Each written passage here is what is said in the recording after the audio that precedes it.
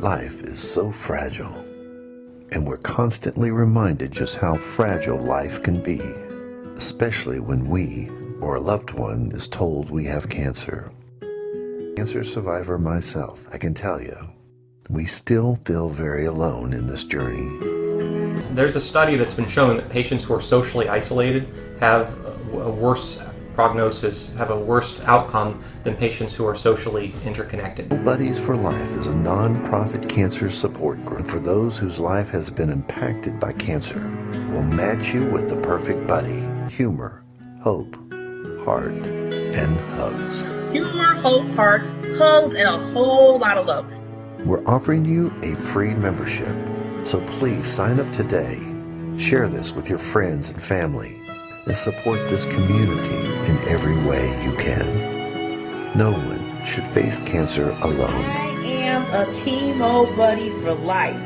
We are a buddies network. No one does cancer alone. Be a buddy. And we are all here for you as a community of love. We are chemo buddies for life. And if you've heard 3 words, you have cancer, for yourself or someone else, you belong with us at Chemo Buddies for Life. Healing through connections.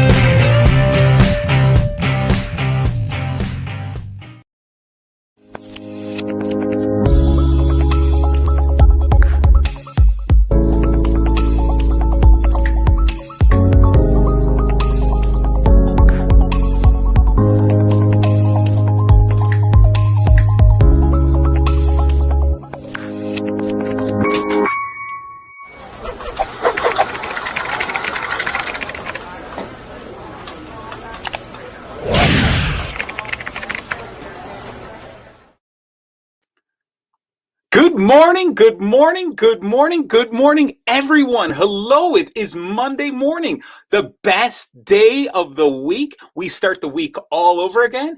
I am Marty Jalove, Master of Happiness, and I'm here to talk to you about everything selling. You can catch me every Monday morning here, right here on the Diamond Factor Experience with Barbara Beckley, 8 a.m. Central, every single Monday, where I'm going to help to start your week off with a little bit of excitement. All right. I hope everyone has grabbed their coffee. I know I love to start every day with a little bit of coffee like that. If you're on your second or third cup, fantastic. Let's get that energy going because today is Monday. And I want you to be saying, yes, yes, yes, it is Monday. No matter what we were dreaming of, no matter what we were thinking of, it can happen. We can make it happen. All right. Learn from the experiences of last week. Look at all the things we've ever done in our past and use those things to empower us today to make today and tomorrow even better. So that's why I absolutely love Monday, because we get to start all over again. We cheer for our wins and we learn from all those places where we got close. All right. So again, good morning, everyone. And I want everyone just get close to that camera right now and say, yes, yes, yes, I can win. Today is a big day for me. That's what I want to do is I want to win. So, like I explained to you before, my name is Marty Love, Master Happiness, and I'm here on the Barbara Beckley Show to tell you about everything selling. Now, I'm not talking about just selling goods and services. No, no, no. It's so much more than that. I'm talking about the idea of whether you're pitching a product or a service, or you're just trying to catch the eye of somebody special. Okay, whether you are convincing yourself to buy something or convincing yourself not to buy something, we are always selling. And if you are not having fun, then you are selling too hard. So in the past, I have gone over this, and I want to touch on this because this is so important. In every selling cycle, there are these three things I want you to keep in mind. It gets much more detailed, but I want to really nail this home. I want you to understand this in the deepest possible way. Every part of selling is a matter of need, desire, and solution. Now, if you're the salesperson, you have a solution. You have a solution to specific problems, specific needs out there. But quite often what happens is you find customers or potential customers, prospects, leads, etc., that don't have a desire to solve their need. They identify the need, but maybe they just sit back and they go, I'm just not ready for the product yet. Okay? So they don't have the desire. So as a salesperson, it is your job to pitch that desire. Get them to understand and really dig down and deep an emotional connection where they can't say no. That is our job as salespeople, as marketers, as advertisers, as promoters. What we want to do is we want to get them to the point where they cannot say no. We want our audience to look at our product, our service, our idea, our thought, our dream. We want them to look at all of that and say, yes, yes, yes, I want that. I need that. I can't live without it. That's the goal of every salesperson, every marketer, every promoter, every advertiser. Every time you look around and you see signage on the walls, as you're seeing commercials as we go through, I want you to look at those types of things and say, how are they making me desire that product? How are they making me really, really want that? How are they making me reach into my pocket and spend my money in order to obtain what they're selling? And they're pushing that desire. Okay, we all have needs without a doubt, and we're going to get into that in a second. And plenty of people have solutions. We need to connect with them and buy the right thing. But I want you to learn about some of the secrets of desire. I want you to think about some of the things that people do in order to make you desire their product over someone else's. Now, it's okay. It's okay if they do that because they have to promote it. They have to get their idea, their name in front of you so that you can make the purchasing decision. But what I don't want you to do is fall trap to it and suddenly buy something you didn't want to buy. And more so on the other end, salespeople. Hello, I'm talking to you, all you salespeople. I don't want you to be the type of person to trick, influence, manipulate, lie to them, those people, and create a desire that's really not there. Let's be honest with each other so that I can put my product, the right solution into the hands that really, of the people who really need it and not in the people who don't need it. So today I want to talk more about those needs and those desires, but I want to talk about the difference between no thank you, and yes, yes, yes. Okay? I'm not stopping you from buying stuff. We need stuff. Trust me, we need stuff. But I want you to make your decisions logically with a little bit of emotion, as opposed to a whole lot of emotion and only a little bit of logic. So how do we define those levels of need? How do we determine what we need versus the separation between need and desire? And not too long ago, there was a psychologist, an American psychologist called Maslow, and he created Maslow's hierarchy of needs. And these are 5 levels of needs that you work your way through, okay? And it is what we as humans truly, truly need. And once we fulfill most or a comfortable amount of one level, we start desiring the next level. And once we accomplish or fulfill a comfortable amount of that, we move up and we move up and we move up. Sometimes we find ourselves fluctuating between them. Okay, but what's happening is the more that the lower levels are taken away from us, the more we move in there, and our actions, our emotions, our desires all move towards fulfilling as much as we can on the lower level as we move our way up. And marketers and advertisers, salespeople truly understand this. And they use this and they introduce this to us because they know that we are making decisions all the time subconsciously. Now, I talk to people all the time. They go, no. I don't fall prey to that. I read through that. I understand what they're trying to do. I make all my own decisions. Yeah, that would be wonderful if that was absolutely true. But unfortunately, these are people who their entire job, their entire life, they work with giant teams to come up with ways to promote products, to promote ideas, so that we automatically want to do anything we can to obtain that. Okay, and so all I want you to do is become a little bit more aware of it.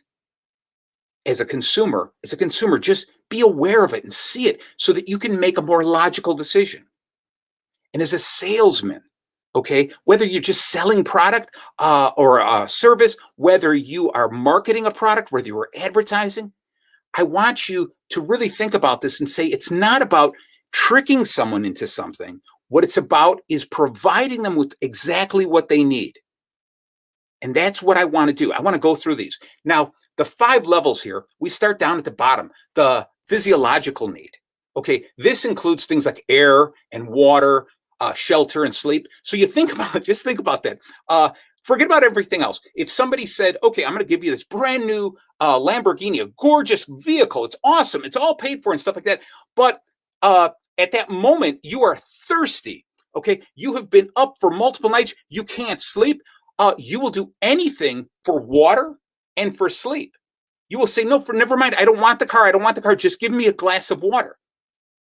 Okay. It's the same thing with air. Okay. If I'm underwater, and I do remember scuba diving like that and forgetting exactly what I was supposed to do, underwater, looking up at the surface way ahead, on top of me, I would have done anything for air.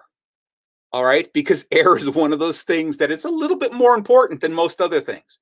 So air, water, shelter. When you're out in the rain and the rain is pouring on you, you will do almost anything because you need shelter. So that's that first level. And marketers understand that, and they think about that, and in their advertising and in their promotion and their presentation, they pitch the physiological need of shelter, water, air to fulfill that. And then they move to the next level, which is the safety needs. Those are the kind of things like we want security. We want to know that we are in good health. We want to make sure that we're prosperous. We have a job. We want to see order in the world. Okay, those are the types of things that if we lose that stuff on the bottom, air, oxygen, food, shelter, all right, we don't really care about order in the world. But once those bottom lines are fulfilled, we move up to those safety needs, where we like our job. We want to make sure that we're getting a regular paycheck. We want to make sure that we are going to be prosperous and our future is taken care of. After that, the next level is love and belonging. We want to feel like we're part of a community. We want friendships. We want to hang out with people. We want to trust people. Those, again, are the next level. Without those things in the bottom, we don't worry about that. The next level is esteem. We want to feel dignity and independence. We want to be respected by people. Okay?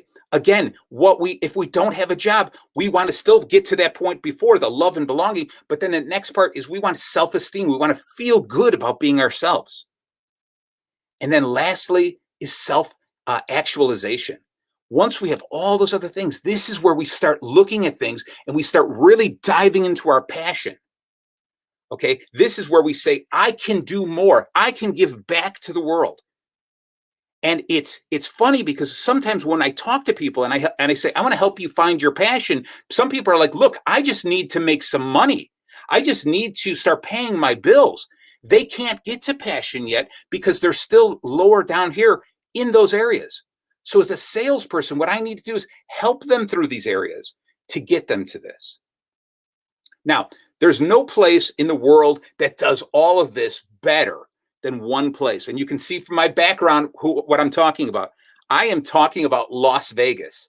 Okay, Las Vegas is the place that just continues to yell at you. We can fulfill all of your needs. Okay, they just continue to do this. But yet, when reality, I don't know how much we need Las Vegas. And I'm sorry, because maybe Las Vegas was going to sponsor my show, but I don't know how much we need it. But we definitely desire Las Vegas. Think about all the kinds of stuff. From that bottom line of the ideas of water, shelter, etc. When you're sitting there and you're losing in Las Vegas, you are scared to death about losing those common things. Like, oh my gosh, I've gambled too much money. I've lost it all. I need to win it back. You want that safety and security. Like, if I could just win that one more game, I have enough security for my future. When you are in Las Vegas, the idea of community is there because you're among all these people. It's a happy experience. Lights are flashing. It's fantastic. You hear the sounds all over the place. It's a wonderful place to be because you're among people who have the same feelings you do. So Las Vegas is exciting, and they drive home those desires for you. When you hear bells going off in the distance, you're like, I want to be part of that. I'm feeling my esteem. Like, I want to be the best I can be. I want to see that. And that's where that self-actualization of going, yes, I can see myself in that car. So Vegas does such a good job at this. And some of the things they do so well is the gambling part. Okay. When I'm there in Las Vegas, and I've done it a few times for work and sometimes for pleasure, you walk through the casino and they put this right in front of you to the point where I can't say no. Okay, fine. I'll gamble a little bit of money. You spend more money more freely in Las Vegas than anywhere else in the world. Okay. So you'll say, okay, sure. I reach in my pocket and I pull out a couple of bucks, and you suddenly realize they don't even take money. You have to go over to the counter to exchange that money. Okay. And when you do that, you realize, if a couple of bucks, I'm already here. Why don't I turn that into a few more? And then what they've done is they've switched it. Slot machines, instead of a big handle, which was old school, that romance of the old Las Vegas. Now it's all push button because they're moving to the next generation of kids who just like to push buttons, and everything's moving faster and faster. And as I'm sitting here, I'm hearing bells and whistles going off in the distance. And I go, yes, I want to win. I'll put in a little bit more. I'll put in a little bit more. So gambling, they create this desire in us, and we want to do this. Also with Vegas, alcohol, they do this whole idea because it's free and it's okay. You're in Las Vegas. You can drink. It's okay. If I'm gambling, they're giving me free drinks all the time. And I have to share this really cool story. The one time I went to Vegas, I studied blackjack. I mean, I read the book backwards and forwards and forwards and backwards. And I said, I'm going to take Vegas down. I know I can do it. I'm pretty good at math. I'm going to sit there at that table and I'm going to play all day long. I'm going to close Las Vegas. I'm going to take down that casino, take down that table, and win.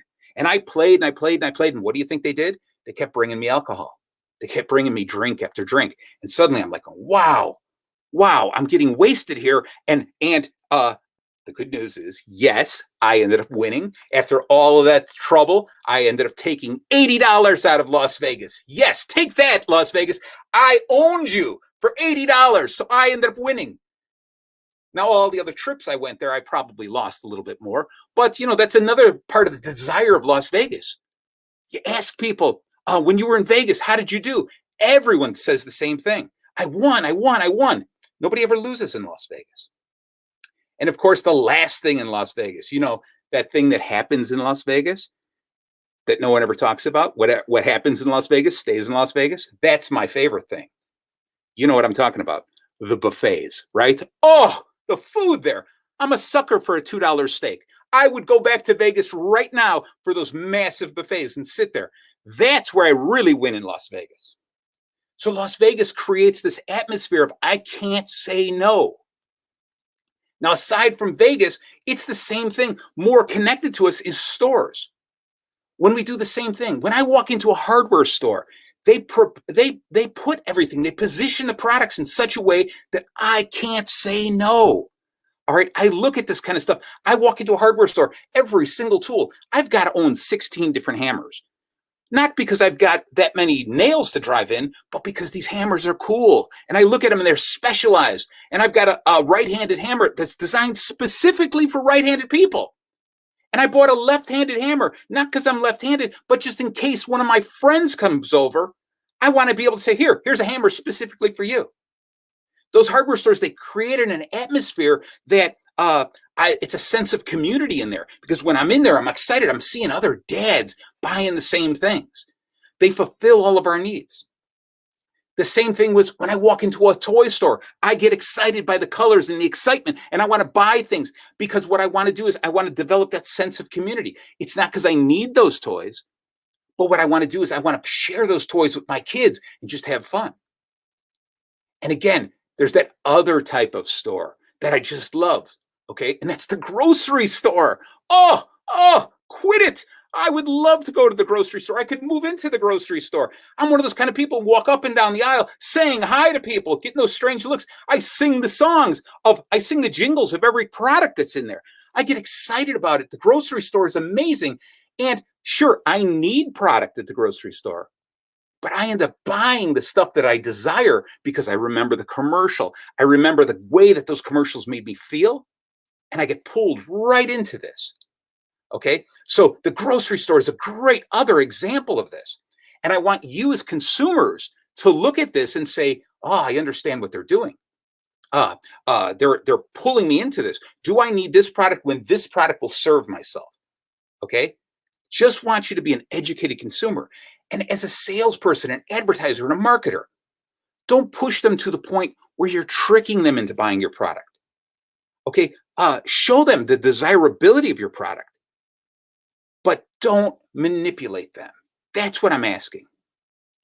Now, in the old way of selling, okay, what it was quick, short-term selling. Move, really quick, bam, bam, bam.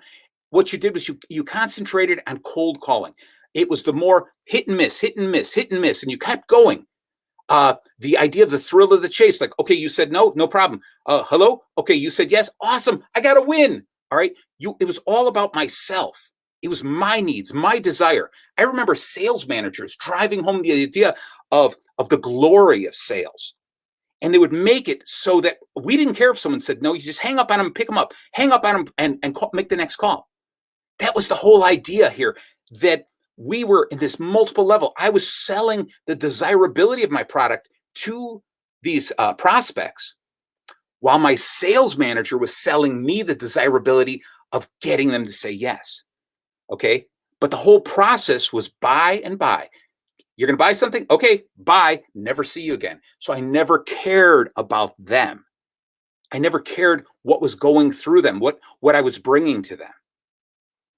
Now, as you mature as a salesperson, you look more towards long-term. What you do is it's all about asking questions, getting to know the consumer. You've got to get to know them a little bit.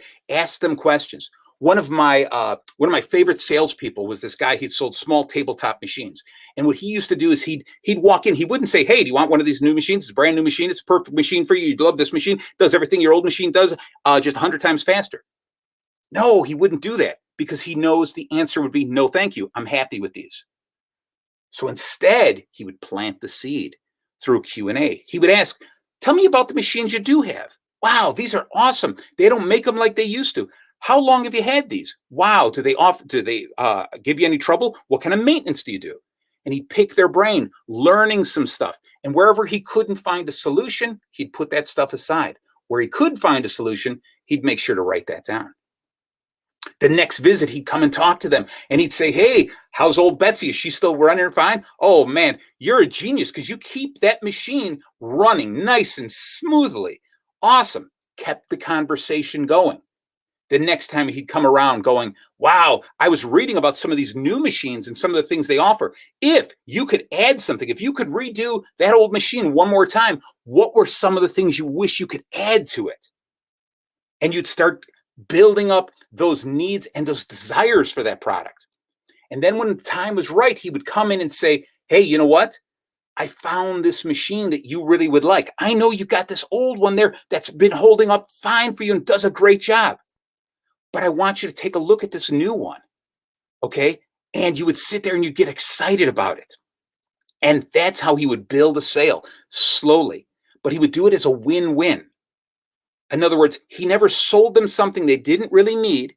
He didn't sell something that wasn't desirable to them. It was a true solution to what they needed now and what they might have needed in the future.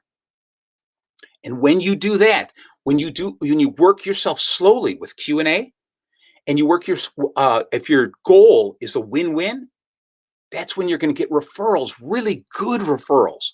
When these people are going to come to you and say, oh, yeah, definitely work with Marty. All right.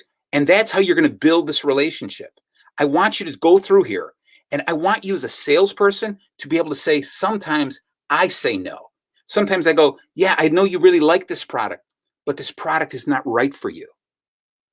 Okay. Too often we're in a situation where we want to say yes, yes, yes, yes, yes.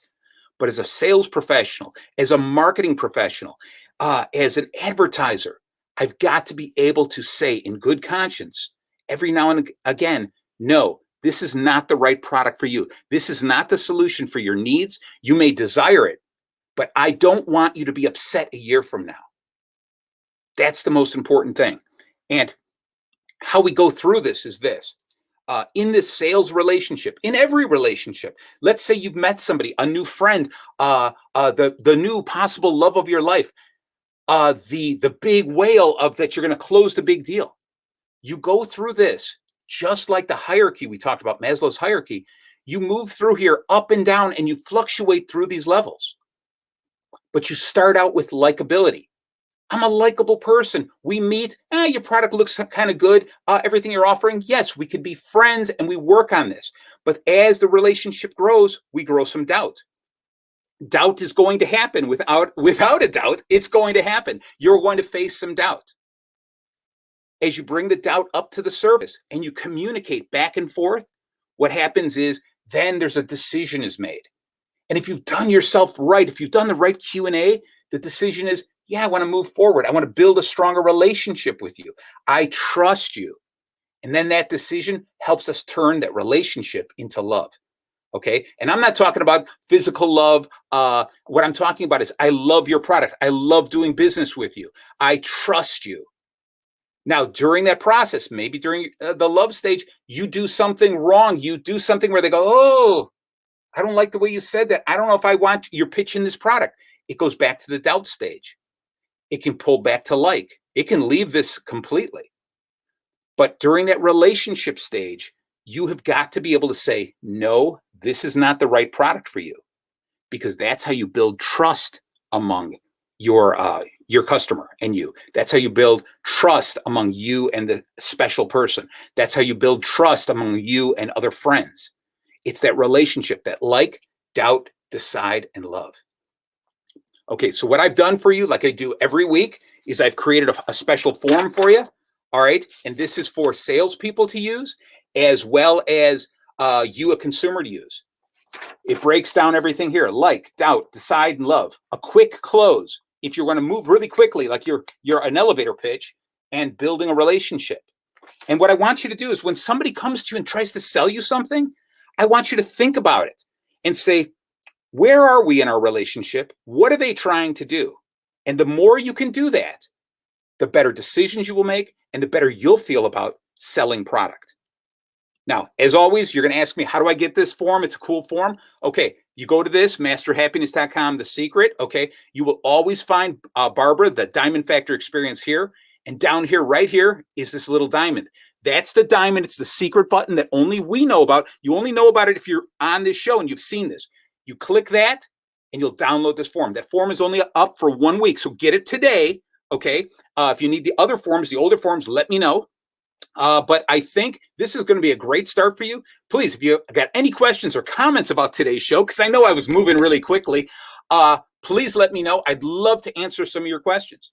So again, keep in mind, whether you are pitching a product or a service, whether you are out to convince yourself that you can take Las Vegas down, whether you are out to say, can I have my fourth $2 steak? No matter what you do, you are always, always selling. And if you are not having fun, my friends, you're selling too hard. Thank you so much.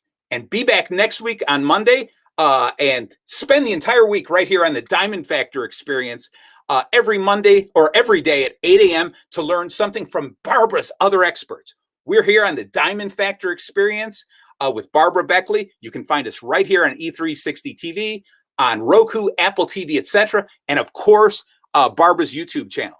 So I hope to see you next week, and please spend time the entire week seeing all the other experts. Thank you so much. Have a great rest of your day. Bye-bye.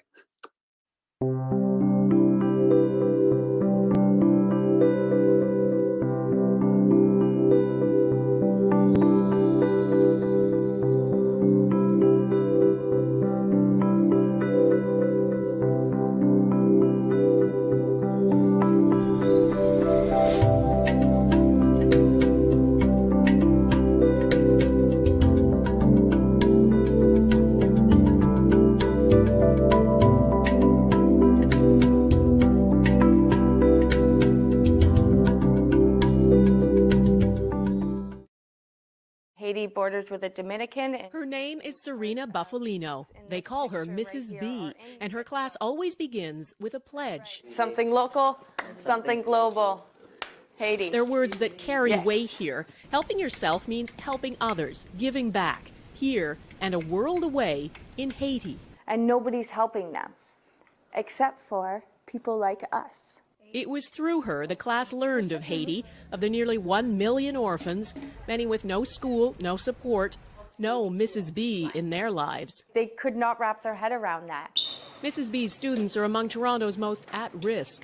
Their challenges vary from emotional and behavioral difficulties to learning disabilities.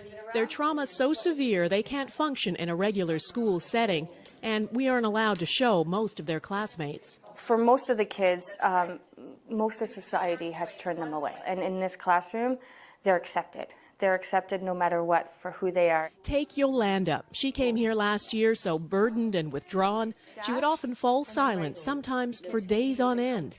It was, she says, Mrs. B's patience, her quiet encouragement, that saved her. She actually saves people's lives from dangers. And perhaps that's why these marginalized kids feel such a kinship with the orphans of Haiti and why they were moved to act. And so when Yolanda and Jackie and Patrick said, well, Miss B, we need to build them a school. Build a school. No easy task. They started out raising money. They sold samosas, washed cars, screened movies, you name it. And in just a few months, this little class raised $20,000. So much, it's not just a one-room schoolhouse they can build, but a full 3-story school. And so Mrs. B set off on a journey she'd dreamed of, up into the dusty mountains above Port-au-Prince to a town called Canaan. It's home to thousands of earthquake refugees who live with no running water, no electricity, and no school, until now. The first step was a temporary school. It's up and running. 53 students already in uniform. The permanent school for 250 is growing from its foundations. It makes me want to cry because she just makes me feel so awed, and I'm very proud of her. All of this because of a handful of students back in Canada and Mrs. B, the teacher who believed in them. These are for you. At another fundraiser, a special tribute to the students, accepted by someone who, without Mrs. B, might not be here. They believe in me and I believe in them, and together we not only change our lives, but we change the world around us. For inspiring great things and seeing the potential in everyone, Serena Buffalino is this week's Everyday Hero.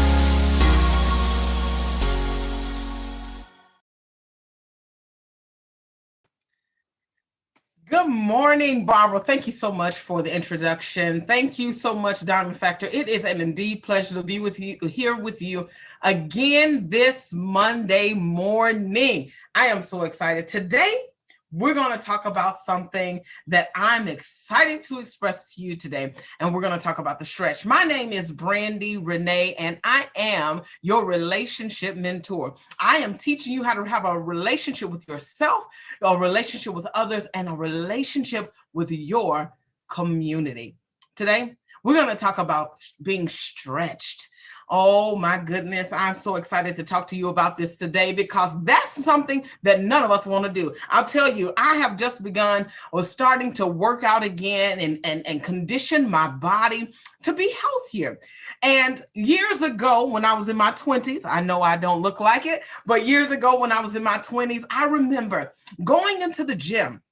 And when I would go into that gym, I'd go and change my clothes, get ready. I'd hop on a machine and I would go to town. I tell you, I started out at 314 pounds and I lost about 100 and some pounds, and I got down to about 190 pounds. And I would just hop on the machine. I would run literally for 45 minutes to an hour, just in a good jog. And I never got on the stretch. I would get off, my body wouldn't ache or ail or do any of those things. And then I'd go and I'd lift some weights and I would pump a little bit of iron, and then I would go home, not stretching. And I would feel great the next day. I might have some pains just because the muscles were being stretched a little, but I never took the time to actually stretch before working out. Now, here I go, about 10 years later, to do this same workout routine to get my body back in a healthier state and condition. And now I'm in my late 30s and approaching the 40s. Okay, you hear me? Approaching the 40s. And I think that I'm going to do the same thing, that I'm going to just walk into the gym without stretching and get on a machine and act like my body doesn't need to be stretched. But I'm here to tell you, friends, that is impossible.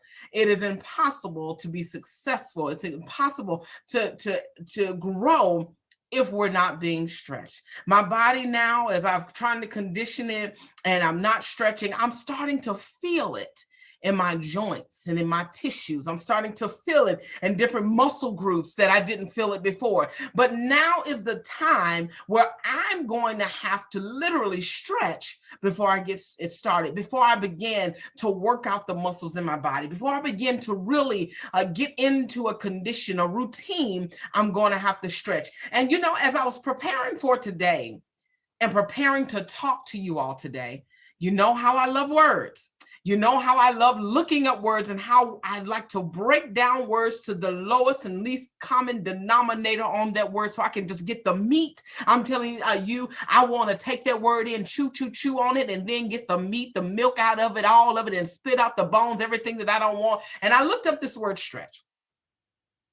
And stretch means to be able or to be made or be capable of being made longer or wider without tearing or breaking. Question is today, are you willing to be stretched?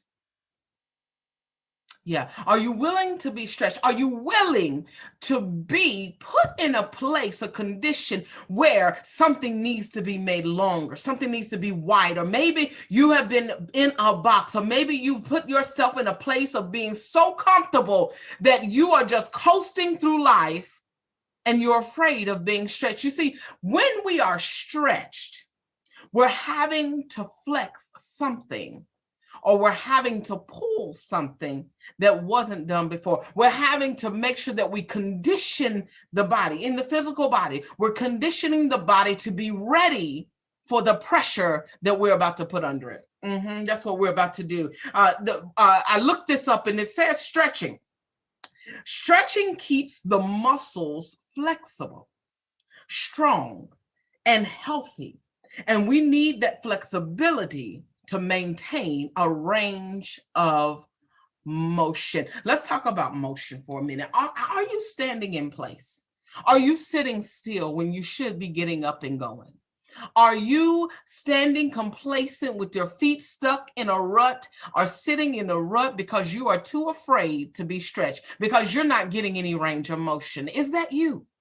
I want you to really take some self-evaluation today to find out, is that you? Are you standing still, waiting on something to happen, waiting on what's next, waiting on something bigger, something better, because you've been stuck in this rut and you're like, there's got to be something bigger. There's got to be something more. I remember just a few years ago, I was in a place in my life where I knew that within me, there was the capacity to do more. There was a capacity to be greater than what I was and what I was doing. I was stuck in a rut.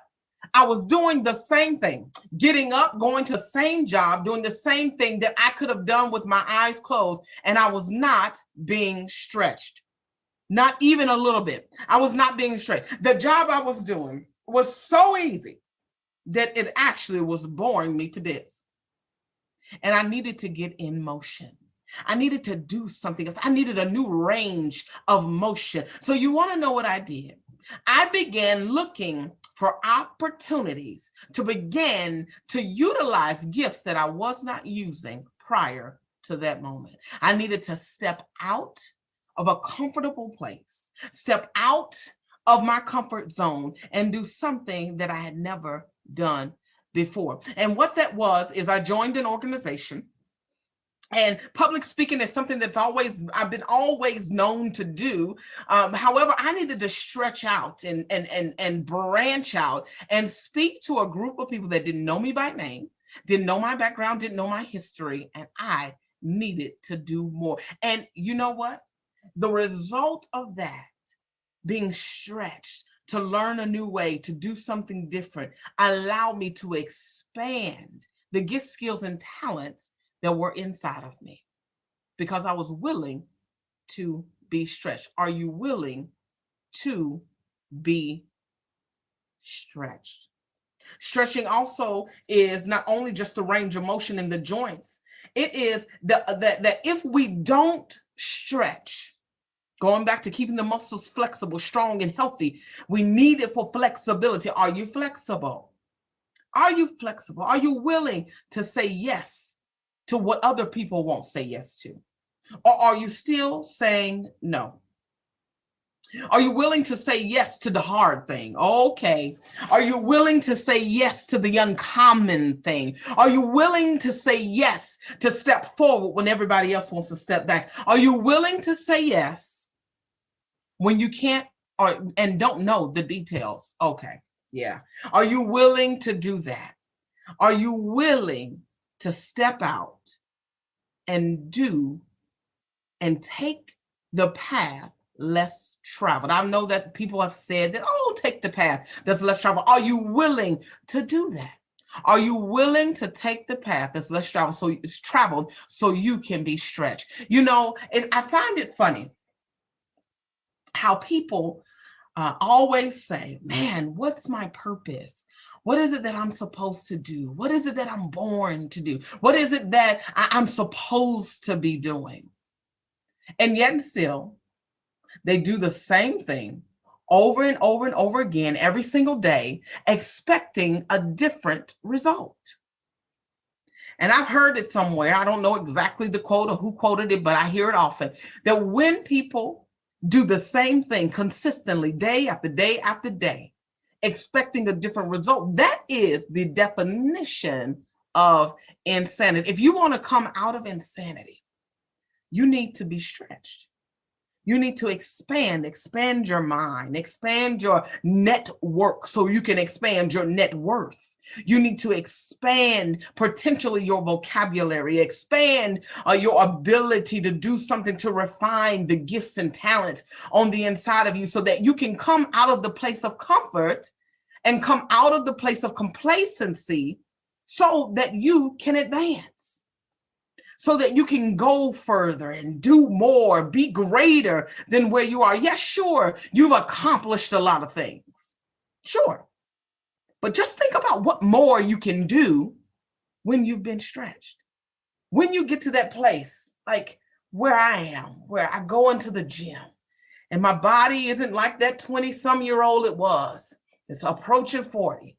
And now the muscle groups need to be flexed and stretched. And I need to do a little more. I got to do a little neck stretches. And I need to do a few little squats. And I need to do some leg raises and change and stretch those muscle groups. Because here's what I also understand about stretching and being stretched. That when we stretch, and without being stretched, I should say, the muscles shorten and become tight.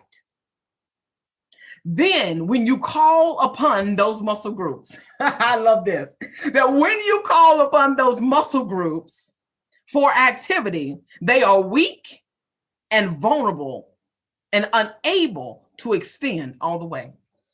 When you are not stretched, when you don't stretch yourself, when you don't stretch your ability, when you don't stretch and step out of the box, come out of the box and go and do something that no one else would do, experience something that nobody else wants to experience, take the road less traveled, when you call upon what's inside of you, it won't be strong enough to stand under what you've been assigned to do. That's what happens when we don't stretch. This is what happens when we get comfortable. We hit a plateau and we wonder why nothing's moving. That's what happens even when we work out our bodies. That when we don't stretch and when we don't go further, we don't push ourselves. We reach the place of plateau. Is your life plateauing? Or is it ascending? For me, I want to ascend. Is your life ascending? Or are you standing still, waiting on something to happen for you, rather than you making it happen for yourself? Are you waiting for something to happen to you, rather than making it happen for you? Connecting to the right people, being stretched. For you introverts rather, I know that it's hard to go in groups of people, connect with new people. Stretch yourself. Stretch yourself. For you business owners, I know it's hard, again, to go ask for the support, the help. I know that many things have happened in our world, that some business owners are really having a challenge. Stretch yourself. Maybe it's time to change the business. Maybe it's time to change the vision. The vision may need to be changed. And you're thinking, well, how am I supposed to do it? Where do I start? Where do I go? You don't need to know all the details. Just go and be stretched. You're going to learn it along the way. You're going to get it along the way. Just stretch yourself. Stretch yourself. Because I promise you, when you stretch yourself, those muscles that you need to depend on, those resources that you need to depend on, those places, those different muscle groups, they're going to be ready. They're going to be ready. They're going to be wider. They're going to be stronger. They're going to be able. And get this, when you've been under the pressure, it ain't going to hurt. There's not going to be any stiffness. There's not going to be a breakdown in the body. There's not going to be a breakdown in you, but you're going to be stronger. You're going to be better for it. You're going to appreciate the process. That's what we need to do, is we need to appreciate the process. Enjoy the process. I tell you, guaranteed results come out of the process if you just stay in it and be stretched. Stretch yourself. Be willing to be stretched. Be flexible. Be flexible to how it's working, how it's coming, and don't give up in it. I'm telling you, you don't want to give up in it, because you gotta be flexible if you want it to work. If you want it to work. I'll tell you this last story. I remember when there was something that I had to face, and I didn't want to do it. It was uncomfortable for me. It was a challenge for me. And I think I've shared this before in my job. I was uprooted from one career path to the next. And to be honest with you, I didn't know the details, but I knew that I was called to be there. Yes, I said called. I knew that I was called to be there. I knew that I was planted there on purpose. And I'm still there. I was doing something that I absolutely loved. But I found myself in a different place. And I was being stretched because I was comfortable doing the same old thing all the time, same way, doing the job with my eyes closed, proficient at it, but I wasn't growing. There was a script. Followed the script from top to bottom, left to right. Followed the script. And then I find myself in a position where I was being stretched. Let me tell you something. Every day, going to this new job, new place, new things was hard for me. I can't tell you how many times I contemplated quitting, giving up. But I had to remind myself that I was there on purpose, with a purpose. I couldn't see the details, didn't know the details, didn't know my way, I literally was feeling my way in the dark. Feeling my way in the dark. But I said, no, Brandy, you're going to be stretched. You're going to learn this. You're going to get this. You're going to thrive. You're not just going to strive. You're going to thrive where you've been planted. And don't give up. Stretch yourself today. And every day I would go and I would stretch myself a little further. I would go a little deeper. I would learn a little more.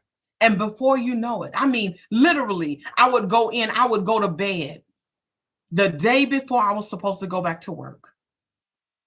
Because my Monday or my Sunday nights before going back to work was so hard. I would be filled with so much anxiety that I could barely sleep. I'm talking about waking up at 2 and 3 in the morning with the job on my mind, thinking about how much I disliked it, thinking about how much different it was, thinking about how I wish I could go back to what I was doing before because I was uncomfortable and I didn't want to be stretched.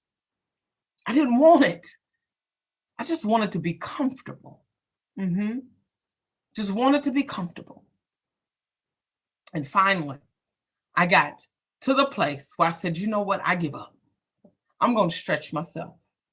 And once I finally did, once I finally gave in to the stretch, being flexible to the season I was in, being flexible to what was happening in my life and in my career, I found that I was able to not just have stretch muscles, but I was able to flex my muscles. And it didn't hurt because I was using talents and gifts and skills and abilities that I didn't even know that I had. And before you know it, I was sleeping through the night before work. The anxiety was gone. I was looked at. People were coming to me, asking me questions about the value. And I was adding value to the organization before I knew it, because I was willing to be stretched. I didn't give up just because I didn't know all the details. I didn't give up because I didn't understand what was going on. I didn't stay in my box of comfort.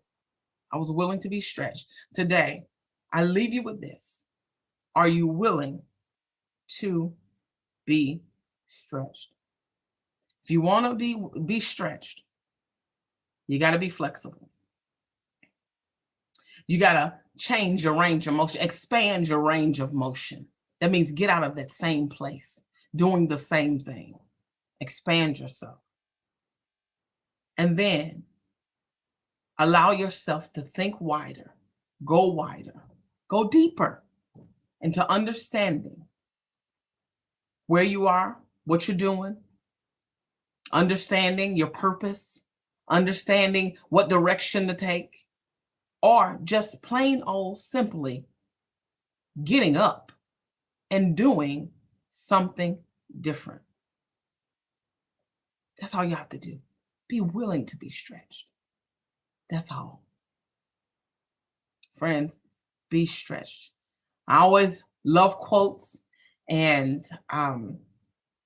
this is one I want to definitely leave you with today. And I love this particular quote. It says, faith without works is dead. You could believe that you need to do something different. You can believe that you're supposed to be in a different place. You can believe that there's a greater purpose for you. And you can believe that this is not the end, or you can believe a whole lot of things. But if you don't put any muscle behind it, if you don't stretch yourself, it's dead. There's no life in it. Be willing to be stretched. Thank you, friends. It's been a pleasure to be with you today, Diamond Factor Experience. I just absolutely love being here with you. I am Brandy Renee. I am your relationship mentor, helping you to build better relationships with yourself, your community, and with others. Until next time, I'm so excited to be with you again. Until next time, take care and have a blessed week. I'm hanging on your every word, the love inside, I feel it burn. I'm never